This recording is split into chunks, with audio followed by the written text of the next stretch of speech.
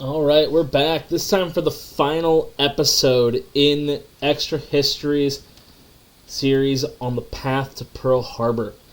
This is, I'm assuming, going to be entirely about the last few days up to it, or we might just start right at the actual attack on Pearl Harbor, which should be interesting.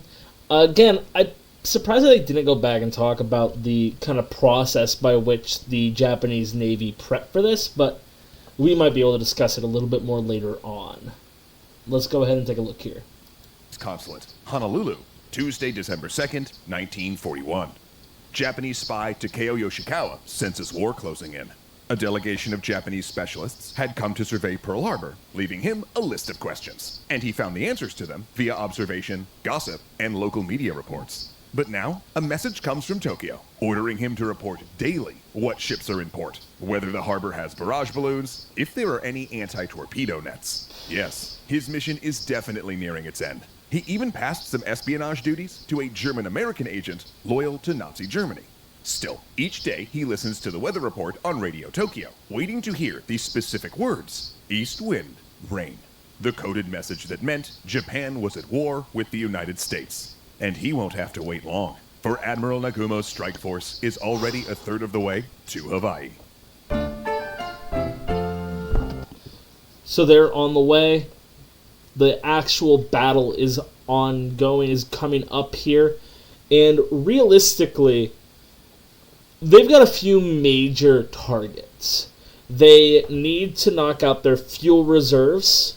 Hawaii is a long way from the mainland, and therefore it would take a long time to resupply the island with the necessary fuel to functionally refill the fleet.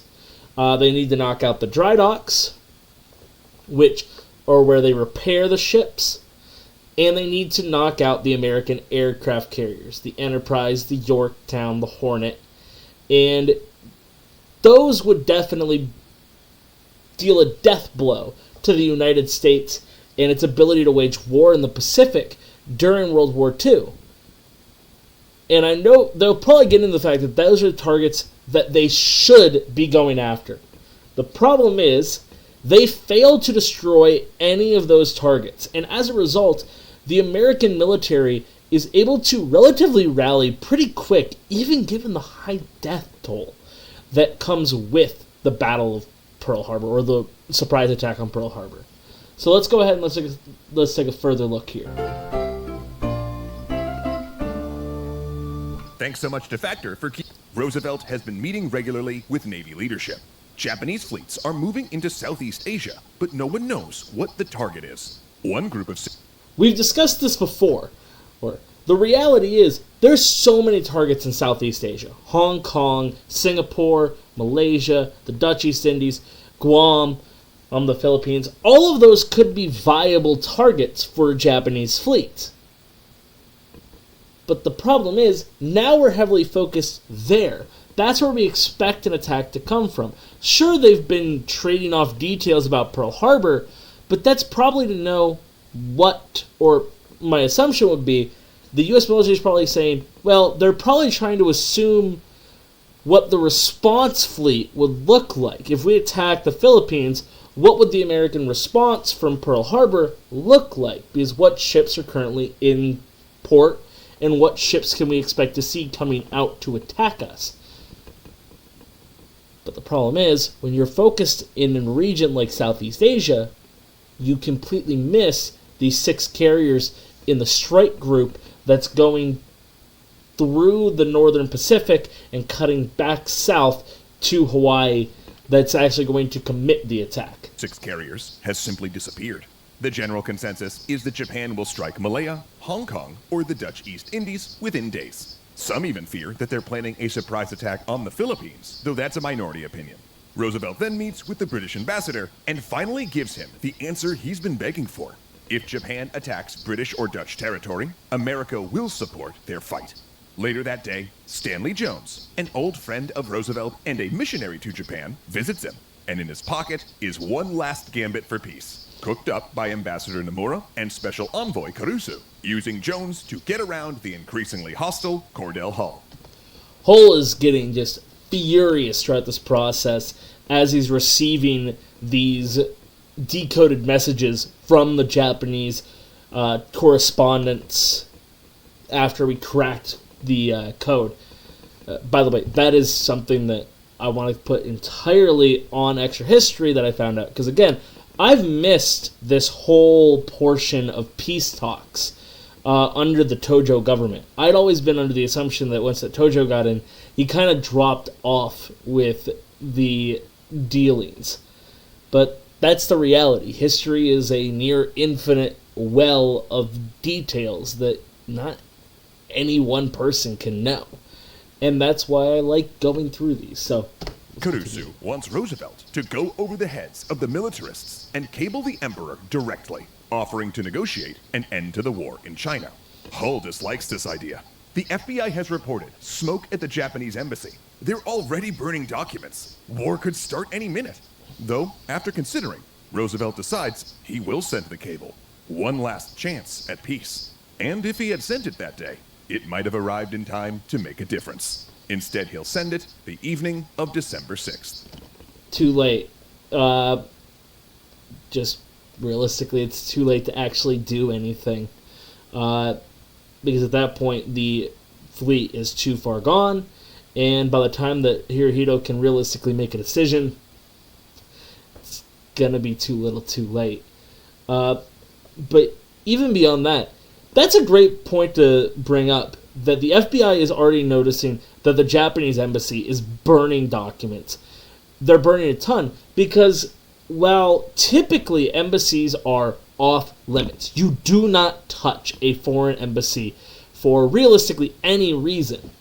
But when a war breaks out, it's kind of expected that that embassy is going to get searched, and it's going to get checked out, and they want to make sure that any confidential or detailed aspects from what's been happening doesn't end up going into the hands of the Americans at this point.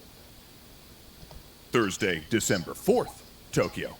For hours, Tojo's cabinet has been drafting a response to Hull's list of demands that we mentioned last episode. And the reply they're crafting is a 14-point statement of grievances, with the last one being the most crucial, saying America's position has made further negotiation impossible. It severs diplomatic relations, with war inferred. And this is something that you'll notice throughout history as well. If a war is going to be declared, you cut off diplomatic ties first. And that's what's happening here. The United States does this to Germany just prior to the declaration of war in the First World War. We do this to Spain just before the declaration of war on Spain. We do this to Mexico just before the declaration of war on Mexico. We do this to England back in the War of 1812. That is the typical process of events. It's a leeway period where both nations know that negotiations have failed and that conflict is likely. Now, does a ceasing of diplomatic relations always account to war? Always actually lead to war? No. But it does often impact the process, and it does tend to denote an actual outbreak in the near future. Rather than declared. The foreign minister hates this. He insists the statement be delivered before the strike. The honor of Japan depends on it. Yeah, the Navy says they'll get back to him on timing. The timing of the attack is still secret after all. And then, a full day later, they finally respond. The statement must be delivered at precisely 1 p.m. Washington time. They also say the foreign ministry should wait and send the 14th part, the one breaking off relations, until just hours before the attack. Saturday, December 6th, Washington. Dorothy Edgers is a Japanese translator in the Navy's cryptographic section and is working the weekend to catch up on magic intercepts. The program is understaffed, subject to Army-Navy turf battles, and, frankly, intercepts more than they can decode and translate.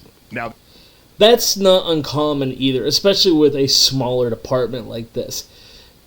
When you get just absolute mountains of new correspondence every day, and when you've got two nations edging toward war, you're going to get more and more and more and more correspondence every single day as they try to negotiate some kind of deal. It's physically impossible to keep up with all of that with a small staff. So it makes sense that people are having to stay over and try to catch up.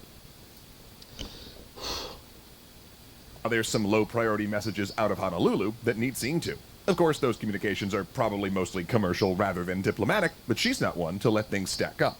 She sees one from December 2nd, where Tokyo asks about barrage balloons and torpedo nets. Then a reply the next day about a German agent in Hawaii. But when the head of the translation section, Lieutenant Commander Alvin D. Creamer, arrives that afternoon, he isn't alarmed. Edgers is new to this work. He's seen stuff like this before. Japanese consulates monitor ship traffic at every port. He mostly nitpicks her rough translation, then decides it isn't good enough to pass on. Go enjoy your weekend, he says. We'll finish this up on Monday. Meanwhile, across town at the Japanese embassy, the first 13 parts of the statement start to come in. But there's... Oh, that's nightmarish, actually. That they just kind of ignored it at the time, which is such a disaster. Now, to be fair, he is also correct. Kramer is definitely setting himself up for failure here in ignoring it. But he's also correct in the fact that Japanese agents at consulates have been monitoring most ports across the West Coast. They want to know what the Americans are doing, and honestly, it's probably mostly to know if America is prepping for conflict. And I'm sure that's also what Kramer's thinking here, is that they're curious if the U.S. expects attacks. Because if they expect attacks, they expect war. If they expect war, they're probably preparing beyond just those ports. Still, what a major screw-up to have a statement of this is what's happening and then not do anything with it.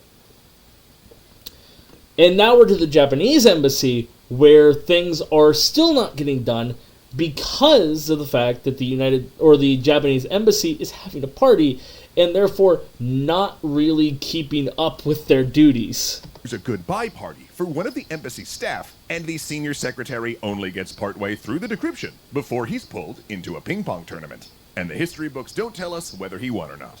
But back at the Navy cryptographic office, Kramer now also receives the 13-point statement, intercepted when it was sent to the Japanese embassy. Recognizing its importance, he jumps up, and not having a staff car, gets his wife to drive him to the White House. Reading the statement and its belligerent tone, Roosevelt then says, "This means war." As emergency calls go out, with military officials being pulled out of theaters and called away from dinner parties, everyone in Washington now knows something's up. Sunday, December 7th. Around 8 a.m. Washington time, the 14th and final part of the statement breaking off relations, and the instructions saying it must be presented to Hull at exactly 1 p.m., arrives at the Japanese embassy. And as before, it too is intercepted, and Kramer gets a decrypted copy. And when he sees there's a delivery time specified in the instructions, his bad feeling gets much worse. Meanwhile, at the Japanese embassy, Nomura is freaking out. The decryption staff has all gone home to nurse Hank. I wonder why Nomura's freaking out. Nomura doesn't want war. Nomura doesn't want this to happen. But that's still not going to stop the fact that we are there, that it's about to occur. And it's 10 a.m. before he can get anyone back to decrypt the instructions. And that's when he finds out about the 1 p.m. delivery time. That is not enough time to work this document. He has to carefully translate this formal declaration to English before presenting it to Hull. Okay, panicking, he calls Hull's office. Can he please get a 1 p.m. appointment? Oh, sorry, sir. Secretary Hull has a lunch meeting. Could you possibly do 2 p.m.? No. He insists it must be no later than 1 p.m. And with that, gets the appointment. Nomura hovers over his senior secretary as the man, who can't type, mind you, it's more of a hunt and peck kind of action, translates the first 13 parts of the statement from Japanese to English. He finishes, but there are so many errors, it's nearly illegible. They start retyping the entire thing. Meanwhile, American leaders are frantic over the possible significance of the 1 p.m. delivery of that last ominous message. And this is where we get to the reality that communication on both sides is kind of broken down at this point. It's kind of fallen apart, and for a number of reasons. Whether it be the last-minute detailing sent to the Japanese embassy and that unfortunate timing of the retirement party, as well as the fact that the Americans have the plans already, have the actual statements already, but doesn't know what any of it means. So now everybody's panicked, everybody's freaked out, and it's not going to be in time. Don't forget, the actual attack on Pearl Harbor is early morning. 1 p.m. in Washington time is, 5 hours ahead? So we're talking it's already going to be around 8 a.m. in Honolulu. I probably have the wrong time there. I probably have the wrong difference in time. But either way, you get the idea that a 1 p.m. in the afternoon message arriving to the American leadership in Washington is disastrously late for when the attack on Pearl Harbor is going to occur. Why so specific? Was an attack imminent? Sabotage, perhaps? They send warnings to the Philippines and the Panama Canal, but weather conditions mean that Hawaii can't be raised. And with phone messages possibly being tapped, exposing the fact that the purple code is broken, they instead opt to send a Western Union telegram. They forget to mark it urgent. Which is the thing that you'll see in pretty much every version of the Pearl Harbor story on the screen. Whether it be the pretty bad Michael Bay Pearl Harbor movie or the absolute classic Tora Tora Tora, pretty much you always are going to see somebody send this telegram, it arrives, and then it's left to sit on that sleepy Sunday morning.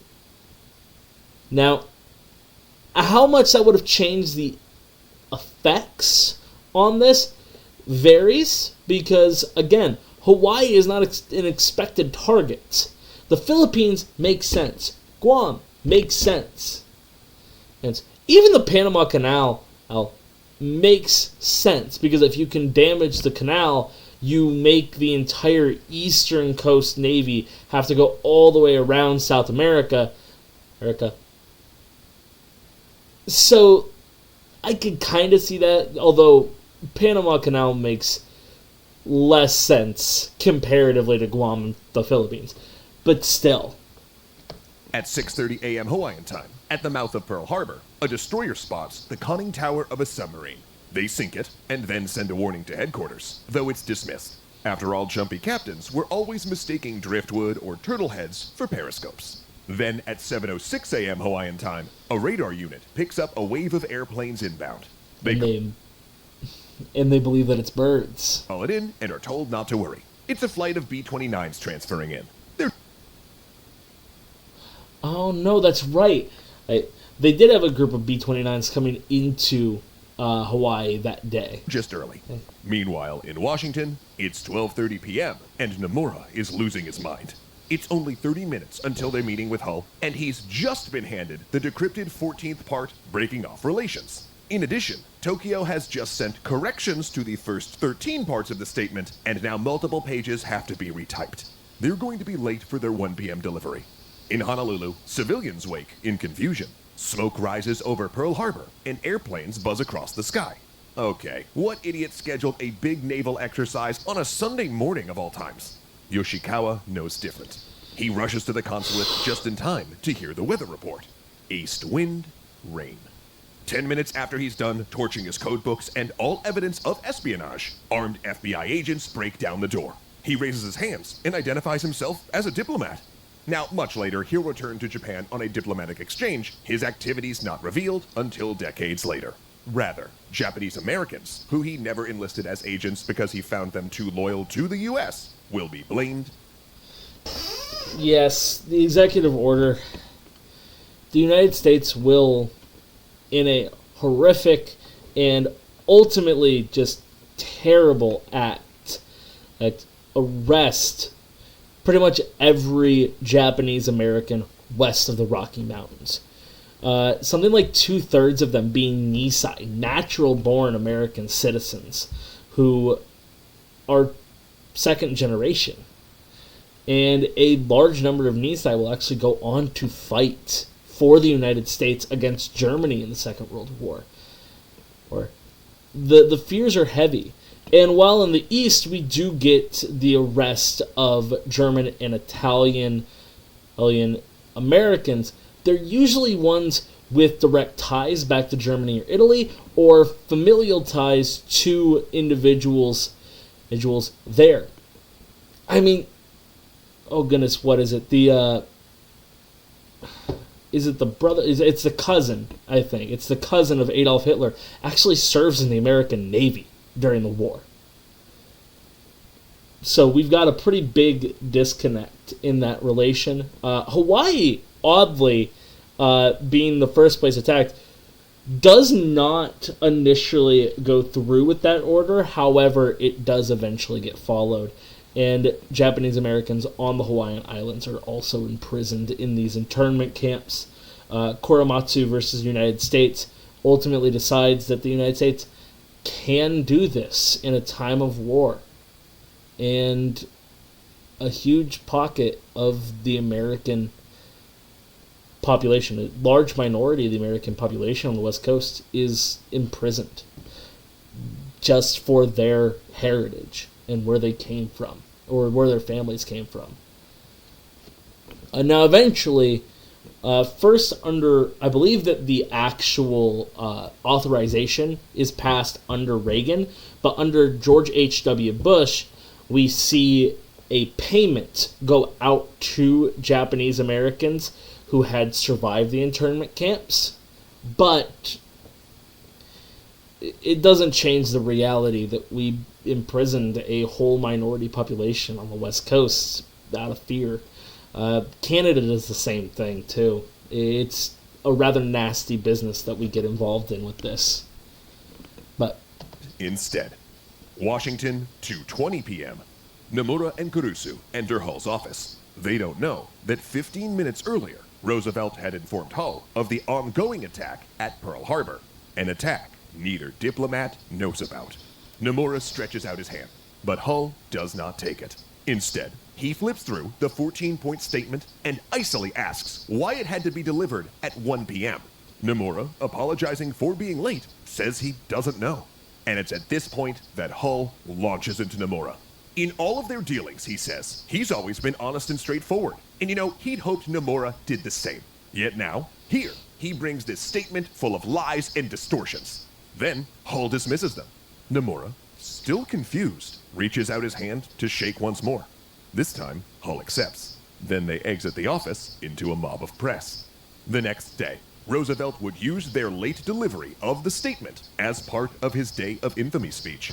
A speech that created a clean, righteous narrative out of the complicated, multi-decade breakdown of American-Japanese relations. A story that began in the 19th century as two Pacific empires took their first tentative steps towards each other in a dance of imperial cooperation and collision, and a story that would be burned into the popular consciousness under three powerful words. Remember Pearl Harbor. Ah, Zozo. all right.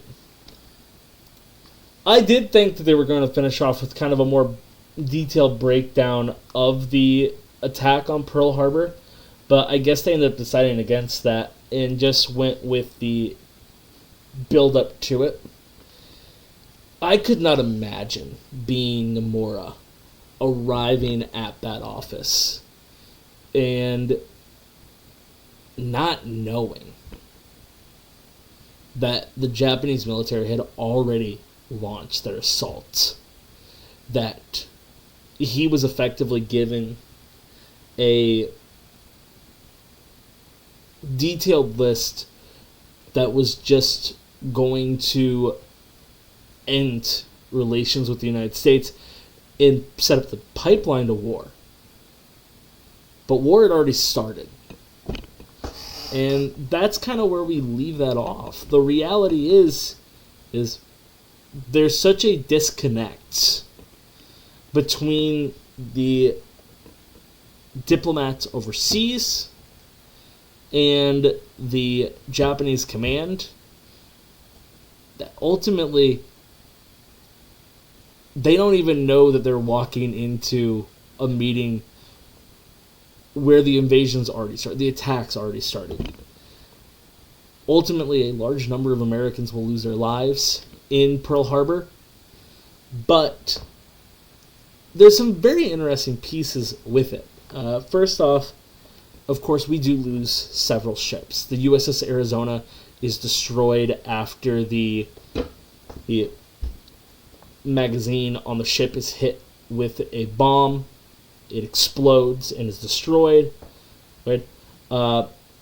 We also have another American ship capsize, with many of the individuals who were on that ship ultimately drowning. It's disastrous. And the Japanese, while seemingly initially doing a huge amount to actually mess up the American fleet at Pearl Harbor, misses pretty much every one of their major targets. They don't destroy the fuel depots. They don't damage the dry docks, so most of the ships that are damaged can be repaired relatively quickly if they haven't been completely scuttled or sunk. And all of the American aircraft carriers are out of port, which sets us up for the eventual American victory at Midway that destroys pretty much the entirety of the Japanese aircraft carrier fleet. Mixed with the American and Australian victory at the Battle of the Coral Sea, Japan very quickly sees its absolutely monstrously powerful navy decimated. And by the end of 42, they're done.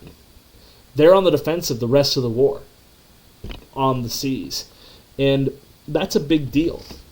And it's because of the fact that while they successfully managed this very impressive feat of arriving in Hawaii and attacking the American fleet without any prior knowledge by the United States that Hawaii was going to be the target, they failed to hit any of the real strategic objectives that could have allowed them to actually proceed and be relatively victorious in their efforts. Now, they do a more powerful job in the Philippines. They ultimately conquer the Philippines from the United States.